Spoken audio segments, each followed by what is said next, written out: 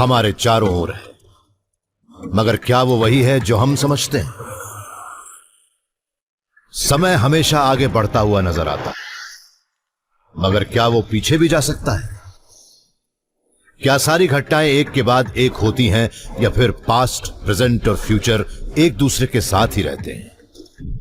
ये शायद साइंस का सबसे चैलेंजिंग टॉपिक है, जो सच्चाई के बारे में हमारी सबसे बुनियादी सोच पर ही सवाल खड़े करता है।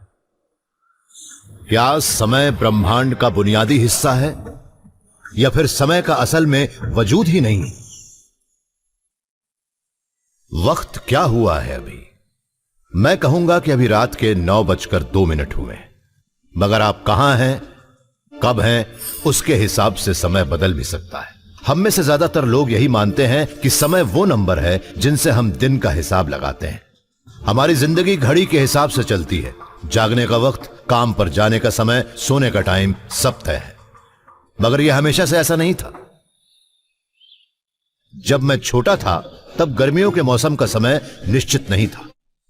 मुझे किसी खास जगह पर नहीं जाना पड़ता था, ना ही किसी अपॉइंटमेंट का झंझट था। मेरा दिन सूरज के हिसाब से चलता था, इसलिए उस वक्त टाइम मेरे लिए खास मायने नहीं रखता था। अब मैं वक्त से लड़ रहा हूं, मगर यह दौड़ किसके खिलाफ है? क्या इस ब्रह्मांड में वाकई समय का वजूद है, या फिर यह एक ऐसी चीज है जो हमने अपने सिविलाइजेशंस को चलाने के लिए बनाई है? इसका जवाब पाने के लिए हमें पहले एक बड़ा मामूली से सवाल पूछना होगा: समय क्या है? आप भी सोचिए, उसे समझाने की कोशिश कीजिए। काम आसान नहीं है। समय किसी भी चीज को अचानक होने से रोकता है। इस लिहाज से समय दुनिया का वो हिस्सा है जो घटनाओं को एक खास तरीके से अंजाम देता है, जिससे वो शुरू से अंत तक एक सीक्वेंस में होती है। हम न्यूरोसाइंस के मुताबिक यही जानते हैं कि समय वो नहीं है जो हम समझते हैं। समय ऐसी चीज नहीं है जो अपने आप हो रही है, बल्कि इसे हम अपने दिमाग में बनाते हैं।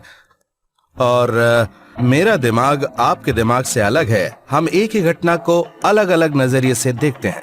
समय तो होता ही नहीं है, और जो होता है वो असल में दुनिया में हर चीज का डिस्ट्रीब्यूशन है, जिसे मैं नैरोज कहता हूं, और वो है असली चीज। समय के बारे में सबसे अच्छी चीज लगती है उसे रिकॉर्ड करना। रॉजर स्मिथ खेल जाएगा। ग्रीनिच मीन टाइम समय का बेहतरीन अप्रोक्सीमेशन है, और सर आइजैक न्यूटन ने बताया था कि ब्रह्मांड के पीछे ये लगातार धड़कता रहता है। न्यूटन मानते थे कि ब्रह्मांड एक विशाल घड़ी है जिसे ईश्वर चला रहे हैं, मगर न्यूटन का यह अंदाजा गलत था। ली स्मॉलन एक थियोरेटिकल फिजिसिस्ट हैं, और वो समय के रहस्य की गुत्थी सुलझाने की कोशिश कर रहे हैं। न्यूटन ने समय के बारे में कहा था कि वो एब्सोल्यूट है, वो एक मेट्रोनम जैसा है, और उनके मुताबिक वो लगातार चलता रहता है, भले ही ब्रह्मांड में कुछ हो रहा हो या नहीं। मिसाल के तौर पर हमारे स्टूडियो में कुछ नहीं हो रहा, कोई धुन नहीं बज रही, फिर भी इन सब से बेपरवाह मेट्रोनम चलता जा रहा है। समस्या यह है कि हम उस एब्सोल्यूट टाइम का पता लगा ही नहीं सकते। हम एब्सोल्यूट टाइम का पता नहीं लगाते, हम समय को ढूंढते हैं होने वाली घटनाओं के बीच में, और इसे दिखाने के लिए हमने इन म्यूजिशियंस से धुन बजाने को कहा।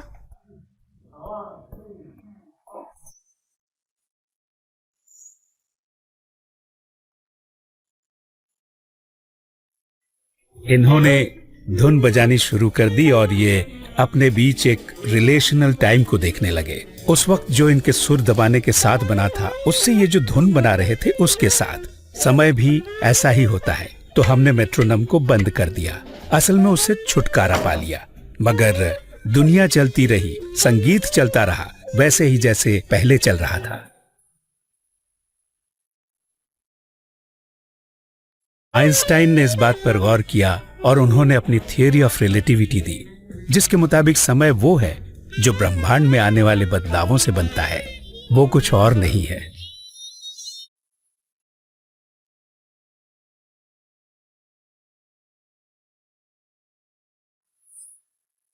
आज भी बहुत से लोग आइजैक न्यूटन के एब्सोल्यूट टाइम को एल्बर्ट आइंस्टाइन के रिलेशनल टाइम से ज्यादा सही मानते हैं। मगर जैसे जैसे हम समय के बारे में ज्यादा जानते हैं तो लगता है आइंस्टाइन ही सही थे। ये बोल्डर कोलोराडो के national institute of standards and technology में लगी एल्यूमिनियम आयन एक्सपेरिमेंटल घड़ी है। यह अमेरिका की ऑफिशियल टाइम कीपर है। यह दुनिया की सबसे एक्यूरेट घड़ी है जो सुपर कूल्ड एटम्स के ऑसिलेशंस को मापती है। इसमें हर 37 करोड़ साल में 1 सेकंड का फर्क आ सकता है। 2010 में बोल्डर के समय के आकाओं ने पहले तो 2 घड़ियों को एक दूसरे के आसपास बिल्कुल परफेक्ट सिंक्रोनाइजेशन में खड़ा किया, फिर एक घड़ी को करीब 12 इंच ऊंचा कर दिया। फिर ऊंची घड़ी आउट ऑफ सिंक हो गई। वो नीचे वाली घड़ी से थोड़ा ज्यादा तेज चल रही थी क्योंकि ऊंची घड़ी पृथ्वी के ग्रेविटेशनल पुल से थोड़ा ज्यादा दूर थी, जिससे चीजें धीमी हो जाती हैं। आइंस्टाइन ने कहा था कि 20वीं सदी की शुरुआत में ऐसा होगा और 20वीं सदी शुरू ही हुई थी। अगर हम भी ब्रह्मांड को आइंस्टाइन के नजरिए से देखें तो फिर जिंदगी स्मूथ लीनियर प्रोग्रेशन में चल ही नहीं सकती।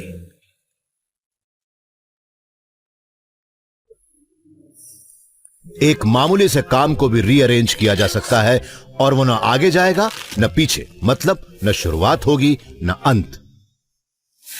अगर हम समय के दायरे से बंधे न रहें तो ब्रह्मांड कुछ ऐसा होगा। Sean Carroll California Institute of Technology में एक फिजिसिस्ट है।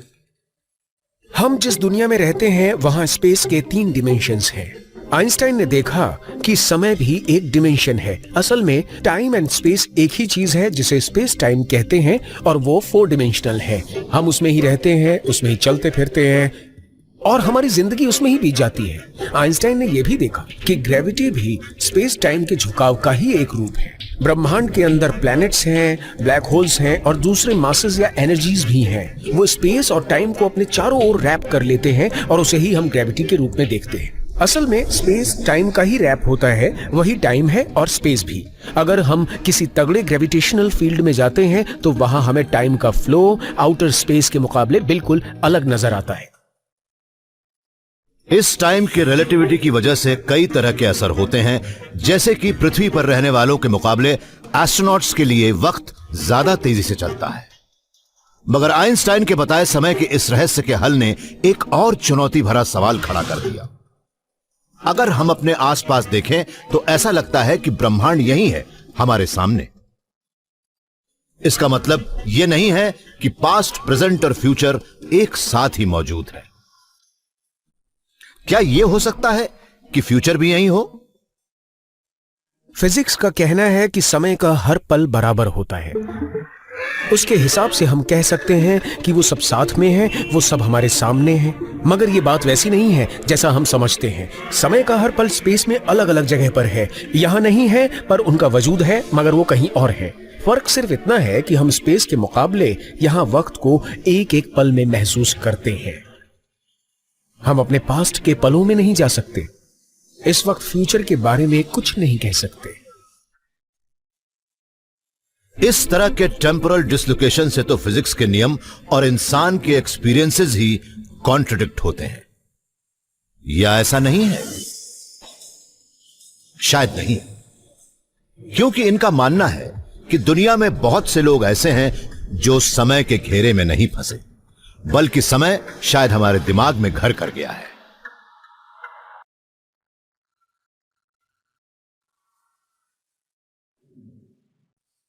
क्या समय ब्रह्मांड के पीछे लगातार चलता जा रहा है, या समय बदलता रहता है जगह जगह पर हर इंसान के लिए?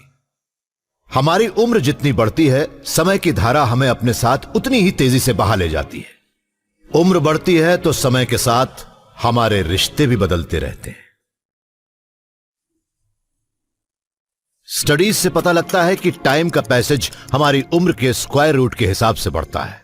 मतलब जब हम 10 साल के होते हैं तब वो 1 to 1 होता है। 20 साल का होने पर 1 to 1.14 हो जाता है। मगर 60 साल का होने पर वो 1 to 2.44 हो जाता है, करीब 2.5 गुना ज्यादा तेज। हम सभी वक्त को 1 सेकंड पर सेकंड के हिसाब से देखते हैं, मगर ये शायद वैसा होता नहीं है। बेले कॉलेज ऑफ मेडिसिन के डेविड ईगलमैन ने अपने करियर का ज्यादा वक्त ये जानने में ही बिताया है कि इंसान समय को किस तरह से देखता है। वो इस नतीजे पर पहुंचे हैं कि टाइम के बारे में हमारी सोच हमारे बायोलॉजिकल और साइकोलॉजिकल स्टेट्स पर निर्भर करती है। बहुत से लोग अपनी अलार्म घड़ी बजने से पहले ही जाग जाते हैं, क्योंकि उनके शरीर की सर्केडियन रिदम उनके शरीर के सिग्नल्स के साथ घूमती है और वो उन्हें बता देती है कि जागने का वक्त हो गया है, और इंसान जाग जाता है।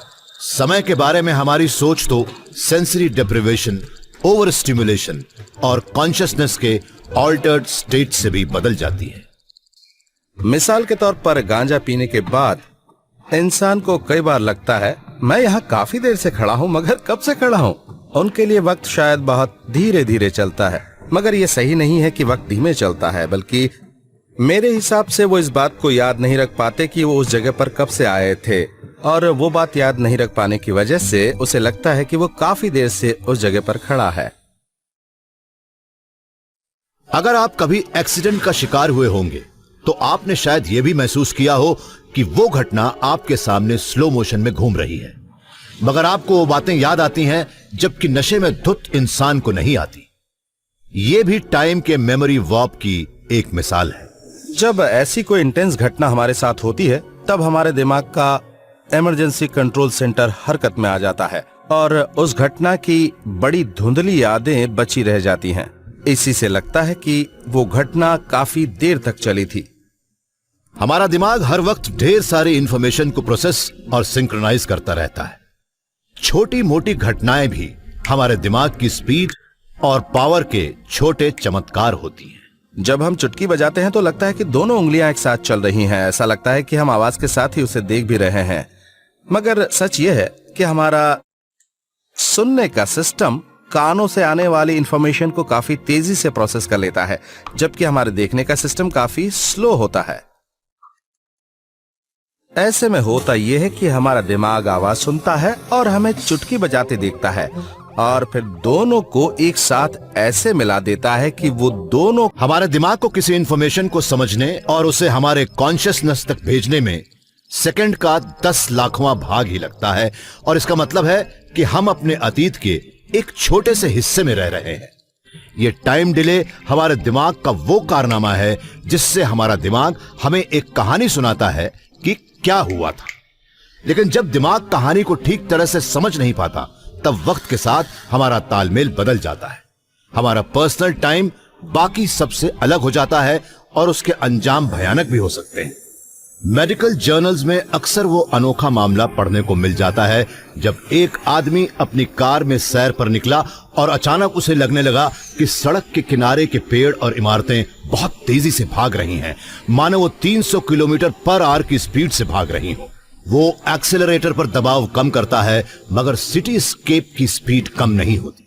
उसे ऐसा लगता है कि दुनिया बहुत तेजी से भाग रही है, मगर सच ये है कि उसकी स्पीड कम हुई थी। वो स्लो मोशन में चल और बोल रहा था। वो समय के दायरे में बंधा नहीं था।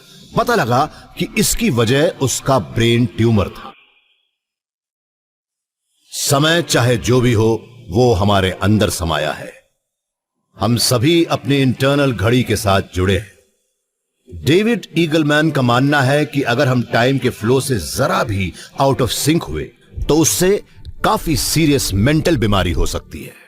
मुझे तो लगता है कि सिजोफ्रेनिया भी असल में टाइम परसेप्शन का एक डिसऑर्डर ही है। अगर हमारे टाइम परसेप्शन में जरा भी कमी आती है तो हमें यही पता नहीं लगेगा कि हमारे एक्शंस हमारे सेंसरी कॉन्सिक्वेंसेस के पहले हो रहे हैं या बाद में।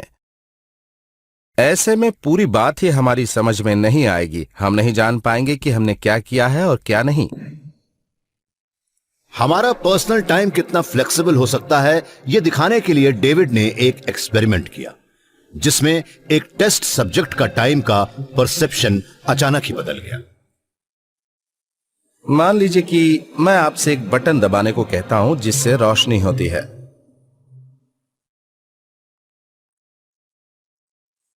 अब मैं इसे थोड़ा डिले करता हूं और तब बटन दबाने के बाद सेकंड के 10वें भाग की देरी से रोशनी होती है। हमारा दिमाग उस डिले का आदी हो जाता है। होता यह है कि बटन दबाने के बाद उसे वो सेंसरी फीडबैक उम्मीद से थोड़ा स्लो मिलता है। वो उसके साथ एडजस्ट करने लगता है और उसे लगने लगता है कि दोनों काम साथ ही हो रहे हैं। अब अगर मैं वो हटा दूं और आप बटन दबाएंगे तो आपको लगेगा कि बटन दबाने से पहले ही रोशनी हो गई थी। यही हाल सिजोफ्रेनिया में होता है। कोई कुछ करता है और कहता है कि मैंने नहीं किया, मुझे नहीं लगता कि ये काम मैंने किया है। समय हर इंसान के लिए अलग होता है। हमारे सब्जेक्टिव टाइम के इस इलास्टिक नेचर की वजह से ही डेविड को लगने लगा कि समय लॉजिकल फिल्टर है। जब हम उसकी तह में जाने लगते हैं तब हमें असल में पता लगता है कि समय किस तरह से दिमाग में बना है। तो हमें फिजिक्स की ओर लौटना पड़ता है और वहां उसके सारे इक्वेशंस के बारे में फिर से सोचना पड़ता है। क्या यह मुमकिन है कि हम इंसान को अलग रखकर समय को अपने ब्रह्मांड के फिजिकल डिस्क्रिप्शन से पूरी तरह बाहर कर दें? इनका कहना है कि हां, इन्होंने आइंस्टाइन के इक्वेशंस को दोबारा हल किया और इस नतीजे पर पहुंचे कि शायद समय होता ही नहीं है। समय को भ्रम कहने की बात शायद अजीब सी लगे, मगर समय को तो पहले ही नकार दिया गया था, करीब 2500 साल पहले। 500 बीसी में फिलोसोफर पार्मेनिडीज ने कहा था कि कोई भी मोशन नामुमकिन है, क्योंकि किसी भी चीज को कहीं भी जाने के लिए अनगिनत फ्रैक्शनल स्टेप्स लेने पड़ते हैं। कोई इतने कदम नहीं उठा सकता। अगर मोशन नामुमकिन है तो बदलाव भी नहीं हो सकता। इसका मतलब है कि समय भी एक भ्रम है। कोई नहीं समझ पाया कि इस बात का क्या मतलब है। यह तो सच है कि मोशन से बदलाव होते हैं और समय भी गुजरता रहता है। सही कहा ना? शायद नहीं। इंग्लैंड के इस पुराने गांव में रहने वाले ये साहब मानते हैं कि क्वांटम फिजिक्स के नियम साबित करते हैं कि पार्मेनिडीज सही थी। इनका नाम है जूलियन बाबर। कई दशक पहले इन्होंने यह हिसाब लगाना शुरू किया था कि ब्रह्मांड को समय की जरूरत ही नहीं। यह बात बड़ी अजीब थी, क्योंकि ये अपने अतीत से घिरे थे। हम अभी द टाउन में खड़े हैं और ये एक बड़ी पुरानी गली है और पीछे मेरा घर है जो 1659 में बना था। न्यूटन उस वक्त सिर्फ 17 के थे और उन्होंने टाइम और मोशन के बारे में सोचना शुरू ही किया था। अगर समय है ही नहीं तो फिर यह सब क्या है? मानते हैं कि हम जो भी देखते हैं वो एक आर्कियोलॉजिकल डिग है। पहले ये चीजें आई थीं और बाद में उनसे उनका समय तय किया गया। वो मानते हैं कि इस 1000 साल पुराने चर्च और 14th सेंचुरी की ये वॉल पेंटिंग्स सबूत हैं कि समय का गोला स्पेस के अंदर ही समाया होता है। हमारी एक अलग दुनिया है, या वो भी ब्रह्मांड का एक और कॉन्फ़िगरेशन है। ये एक अलग वक्त है। ये बात सही भी है। इंस्टेंट समय में नहीं है, समय इंस्टेंट में है। जूलियन का यह अनोखा नजरिया पैदा हुआ था व्हीलर ड्यूइट इक्वेशन से, 1960s के एक मैथमेटिकल एक्सरसाइज से जो आइंस्टाइन के रिलेटिविटी को क्वांटम मैकेनिक्स से जोड़ता था। इससे एक बड़ी अजीब सी बात सामने आती है। यह एक ऐसा इक्वेशन है जिसमें टाइम के लिए टी नहीं है, मगर यह सामने नजर आने वाली सच्चाई से बिल्कुल अलग था। इसलिए बहुत से लोगों को लगा कि यह इक्वेशन इस बात का सबूत है कि क्वांटम फिजिक्स और रिलेटिविटी थियरी बिल्कुल अलग अलग है। मगर जूलियन के लिए यह एक बड़ी खोज थी। क्वांटम मैकेनिक्स में कुछ भी अनोखा इतिहास नहीं है, और अगर क्वांटम मैकेनिक्स को आइंस्टाइन की जनरल रिलेटिविटी से जोड़ने की कोशिश को एक सबूत माना जाए तो जाहिर है कि उसमें टाइम है ही नहीं। मतलब सच्चाई की गहराई में टाइम का वजूद ही नहीं है। ज्यादा अहम यह है कि स्पेस के फ्रीज फ्रेम्स में चीजें एक दूसरे से कैसे रिलेट करती हैं। मेरे हिसाब से तो ब्रह्मांड ढेर सारी तस्वीरों का एक बहुत बड़ा कलेक्शन है, और वो बहुत बड़े पैमाने पर बना है। वो तस्वीरें एक दूसरे से जुड़ी नहीं हैं। वो अपने आप में एक अलग दुनिया है और हर दुनिया अपने आप में इतनी रिच है कि उस दुनिया में तस्वीरों के अंदर तस्वीरें हैं। हमारी जिंदगी भी बिल्कुल ऐसी ही है। हमारा दिमाग इन फ्रोजन मोमेंट्स को असेंबल करके हमारे दिमाग में उसी तरह से प्ले करता है जैसे हम स्टिल फोटोग्राफ्स को 24 फ्रेम्स पर सेकंड पर प्ले करते हैं, जिससे लगता है कि तस्वीरें हिल रही, मगर वो असल में हिलती नहीं है। ऐसे में हम कह सकते हैं कि टाइम एक इल्यूजन है। इस लिहाज से हम ये भी कह सकते हैं कि यूनिवर्स एक क्वांटम यूनिवर्स स्टैटिक है, उसमें कुछ नहीं बदलता। जूलियन के मुताबिक ब्रह्मांड की ये सारी तस्वीरें एक साथ ही वजूद में रहती हैं। अगर मैं कहूं कि मेरा कल तो अब रहा ही नहीं, तो मतलब होगा कि नंबर 13 कहे कि नंबर 11 अब नहीं रहा। मैथमेटिशियंस इस बात को बकवास कहेंगे। ये पल बड़ा ही अहम और जानदार है मगर एक तरह से ये इटर्नल भी है। अगर हम इसे मैथमेटिक्स में ट्रांसलेट करें तो ये इटर्नल हो जाएगा। जूलियन बाबर की समय के बारे में यह राय भले ही अजीब सी लगती हो, मगर फिजिक्स कम्युनिटी ने उनकी बातों को काफी सीरियसली लिया है। मगर इसका मतलब यह नहीं है कि सब उनकी राय से सहमत हैं, बल्कि इसकी बजाय जूलियन के करीबी दोस्त ली स्मॉलिन भी उनकी इस राय के बहुत बड़े क्रिटिक हैं। टाइम इल्यूजन नहीं है, बनता नहीं है, ये कहीं से पैदा नहीं होता। टाइम तो बिल्कुल असली है। टाइम को इल्यूजन कहने की बात से ही फिजिक्स की दुनिया में सिविल वॉर शुरू हो गई और उस जंग में दोस्त दोस्त से भिड़ गए।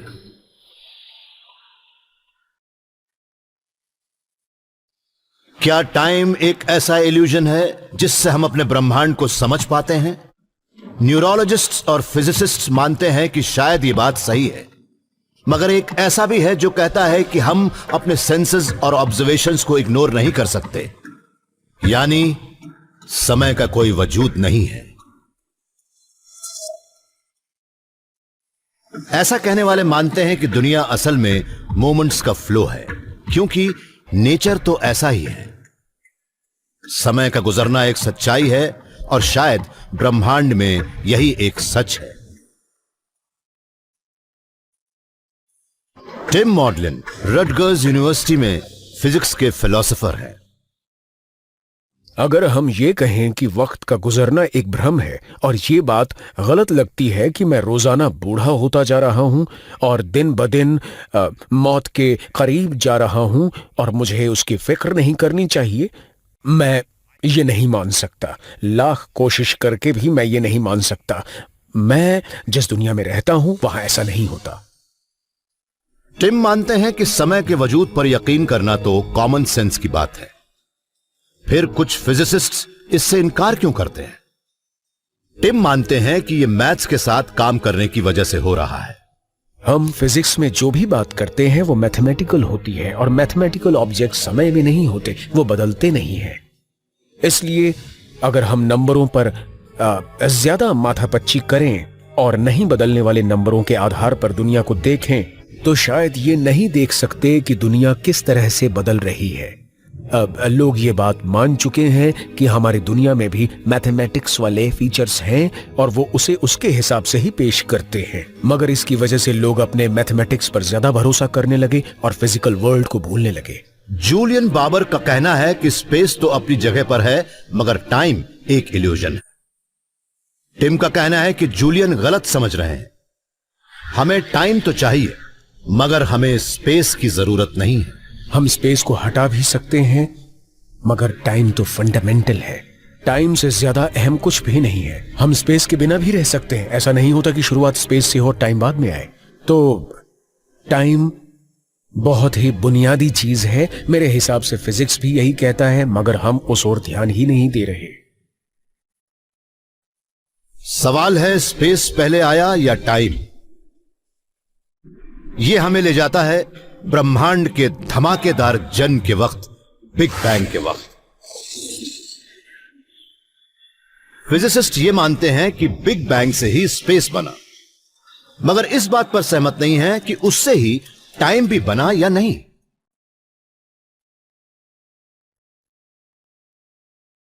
फिजिक्स और फिलॉसफी से जुड़े बहुत से लोग मानते हैं कि समय एक भ्रम है और जो सबसे गहरा लेवल है वो टाइमलेस है, वो समय के घेरे से बाहर है। मगर मैं ऐसा नहीं मानता। पहले मैं भी यही मानता था, मगर अब मानता हूं कि समय बिल्कुल असली है, सच है। ली स्मॉलिन मानते हैं कि समय तो ब्रह्मांड से भी पुराना है। वो बिग बैंग के पहले भी था और ब्रह्मांड के खत्म होने के बाद भी रहेगा। वो मानते हैं कि इस बात को वो लाइट के कणों के काफी लंबी दूरी में नजर आने वाले व्यवहार से समझा सकते हैं। फिजिक्स का एक बुनियादी नियम कहता है कि लाइट 2,98,051 किलोमीटर पर सेकंड की स्पीड से चलती है। अगर समय वाकई भ्रम है तो यह बात पूरे ब्रह्मांड में एक जैसी होगी, भले ही हम कहीं भी देखें। लेकिन अगर समय सच है तो हो सकता है कि फिजिक्स के नियम भी ब्रह्मांड की बढ़ती उम्र के साथ बदलते गए। अगर फिजिक्स का एक बुनियादी नियम लाइट की स्पीड भी ब्रह्मांड के शुरुआती दौर में सही साबित नहीं होता, तो हम यह कह सकते हैं कि फिजिक्स भी ब्रह्मांड के जन्म के बाद से इवॉल्व हुआ और ऐसे में समय भ्रम नहीं हो सकता। कई एक्सपेरिमेंट्स ऐसे हैं जिन्हें ध्यान से देखने पर लगता है कि लाइट की स्पीड यूनिवर्सल नहीं है। हम इस तरह के कुछ एक्सपेरिमेंट्स कर भी रहे हैं। फर्मी से गैमा रे बर्स्ट डेटा अगले कुछ साल में मिलने लगेगा। फर्मी ब्रह्मांड के दूर वाले छोर पर होने वाले एनर्जी के अनोखे ब्लास्ट्स गैमा रे बर्स्ट को रिकॉर्ड करता है। उनसे हम फिजिक्स के नियमों की जांच कर सकते हैं क्योंकि वो 13 करोड़ साल पहले के हैं। आप यह अंदाजा लगाइए कि एक गामा रे बर्स्ट से 2 फोटॉन्स निकलते हैं और वो 10 करोड़ लाइट ईयर्स दूर चले जाते हैं। एक फोटॉन बर्स्ट से दूसरे के मुकाबले ज्यादा एनर्जी निकलती है, मगर हमारे दौर के ब्रह्मांड में दोनों फोटॉन्स एक ही स्पीड से चलेंगे। लेकिन अगर लाइट की फिजिक्स ब्रह्मांड के पुराने हिस्से में अलग है, तो ली मानते हैं कि ज्यादा एनर्जी वाला फोटॉन थोड़ा पीछे रह जाएगा। एक वक्त ऐसा भी आएगा जब वो टूट जाएंगे और 10 करोड़ साल बाद उनमें से एक 2 या 3 सेकंड आगे निकल जाएगा। मगर इतना फर्क भी आसानी से पता लग सकता है और 10 करोड़ साल बाद हम उस मामूली फर्क को देख सकते हैं। फैमी से गैमा रे बर्स्ट डेटा अगले कुछ साल में मिलने लगेगा। ली तब यह साबित कर सकेंगे कि हमारा आज 13 करोड़ साल पहले के मुकाबले बिल्कुल अलग है। उस लिहाज से समय भी असली है।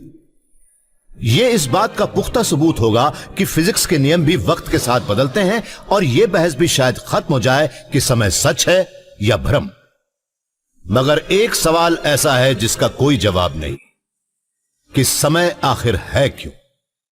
थियरी के हिसाब से तो फिजिक्स को समय की जरूरत ही नहीं है, फिर भी हम उसके अंदर घूमते रहते हैं। अगर समय हमारे दिमाग में नहीं पैदा हुआ तो वो कहां से आया?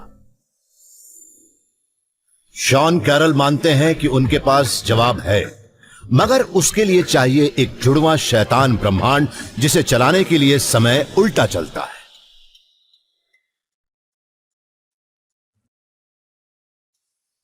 ऐसी कई थियरीज हैं कि समय कैसे काम करता है ब्रह्मांड में और हमारे दिमाग में। मगर एक रेयर फिजिसिस्ट ने यह सवाल उठाया कि समय आखिर है ही क्यों। अगर समय की खोज हम इंसानों ने नहीं की तो फिर वो कहां से आया? शॉन कैरल के मुताबिक वो जवाब जानते हैं। Sean California Institute of Technology में एक थियोरेटिकल फिजिसिस्ट है। समय असली है और हम हर रोज उसका इस्तेमाल करते हैं। सबूत हमारे चारों ओर है। मगर एक साइंटिस्ट होने के नाते हम समय के बारे में जितना सोचते हैं वो उतना ही ज्यादा रहस्यमय होता जाता है। शॉन भी ये मानते हैं कि समय के बारे में यह राय बिल्कुल सही है कि वो एक तीर की तरह पास्ट से फ्यूचर की ओर जाता है। मगर समय एक दिशा में क्यों चलता है? शॉन मानते हैं कि इसका जवाब छिपा है एंट्रोपी में।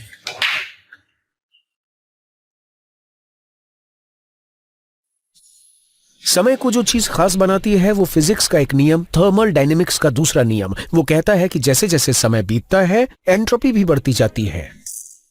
एंट्रोपी हमें बताती है कि ब्रह्मांड में कितनी गंदगी है, चीजें कितनी बेतरतीबी से बिखरी हैं और वहां कितना कचरा जमा है। अगर हम पास्ट में अपने शुरुआती ब्रह्मांड की ओर जाएं तो वहां हर चीज करीने से रखी नजर आती है। ऐसा लगता है जैसे बिलियर्ड बॉल्स पूरी सावधानी से रखी गई हो। जैसे जैसे वक्त बीतता है ऐसा लगता है जैसे हम खेल रहे हो और उसमें हम सबसे पहले तो हम ब्रह्मांड में हंगामा मचा देते हैं। फिर बीतते वक्त के साथ जैसे जैसे ब्रह्मांड में बेतरतीबी बढ़ती है एंट्रोपी भी बढ़ती जाती है। ब्रह्मांड के धमाकेदार जन्म के बाद से ही एंट्रोपी बढ़ने की वजह से पास्ट हमेशा फ्यूचर से अलग रहा है। समय में चूक क्यों होती है? हम अपने अतीत को क्यों याद रखते हैं? हमारी उम्र क्यों बढ़ती है? और एवोल्यूशन उस तरह से क्यों होता है? इन सब की वजह है बढ़ती एंट्रोपी। मगर रहस्य क्या है? समय बीतने के साथ एंट्रोपी भी बढ़ती जाती है, मगर फिजिक्स के बुनियादी नियम के मुताबिक हमारे आसपास जो कुछ भी है उसके पास्ट या फ्यूचर में कोई अंतर नहीं है। ये नियम हमें आइजैक न्यूटन और एल्बर्ट आइंस्टाइन ने दिए और क्वांटम मशीन्स में भी समय की एक या दूसरी दिशा में कोई फर्क नहीं है। वो बड़ा ही सिंपल फिजिकल सिस्टम है, वैसा ही जैसे हम दो बिलियर्ड बॉल्स को एक दूसरे से टकरा दें। समय की एक दिशा या दूसरी दिशा में कोई फर्क नहीं होता। अगर हम उस फिल्म को उल्टा करके चलाएं तब भी वो नॉर्मल ही नजर आएगी। हाँ, जब हम कॉम्प्लिकेटेड मैक्रोस्कोपिक सिस्टम्स में जाते हैं तब हमें पास्ट और फ्यूचर के बीच फर्क नजर आता है। जब बिलियर्ड टेबल पर ढेर सारी बॉल्स होती हैं तब समय की एक दिशा में काम होता है और दूसरी में नहीं, या फिर तब जब पूल हॉल में हंगामा खड़ा हो जाता है।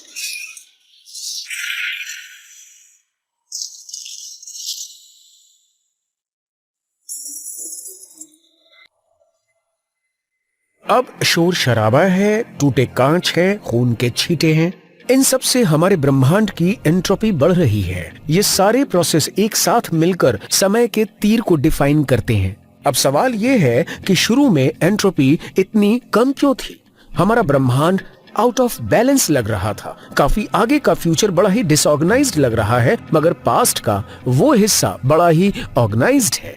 एक फिजिसिस्ट के नाते इस तरह का इम्बैलेंस हमें बहुत परेशान करता है।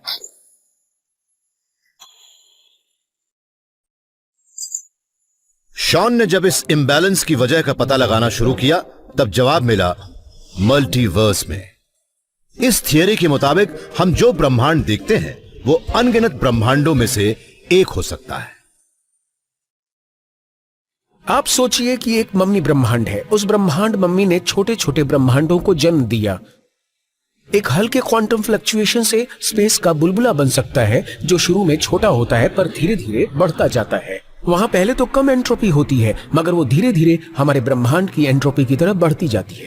तो एक ब्रह्मांड मम्मी ने हमारे ब्रह्मांड जैसे ब्रह्मांड को जन्म दिया जहां समय का तीर बिल्कुल सीधा चलता है, मगर बैलेंस बनाए रखने के लिए उसने ब्रह्मांड की एक मिरर इमेज को भी जन्म दिया जहां समय उल्टा चलता है। मतलब साफ है कि किसी डिमेंशन में हमारे ब्रह्मांड का एक बुरा जुड़वा भाई भी है। हर बुलबुले का अपना एक ब्रह्मांड है और हर एक में समय का अपना तीर है। हर बुलबुले के अंदर तो समय का वो तीर सही लगता है, लेकिन जब हम अलग अलग बुलबुलों की तुलना करते हैं तब वो तीर एक दूसरे के ऑपोजिट डायरेक्शंस में नजर आते हैं। शॉन की मल्टीवर्स थियरी जैसे ही इंट्रोड्यूस हुई इसने सबका ध्यान खींचा, मगर क्या यह समय के रहस्य का सही हल है? फिजिक्स में आगे बढ़ने का एक तरीका ये कहना भी है कि अगर ये सही हो तो, अगर वो सही हो तो, और कई बार ऐसे सवाल करने से हम एक ऐसी लंबी छलांग लगा लेते हैं जिससे हमें अपनी समस्या का समाधान मिल जाता है, मगर कई बार उससे हम फंस भी जाते हैं। क्वांटम मैकेनिक्स और मल्टीवर्स थियरी से हमें समय की गुत्थी को सुलझाने के दिलचस्प तरीके मिले, और अगर इनके साथ स्ट्रिंग थियरी को भी मिला दें तो क्या होगा?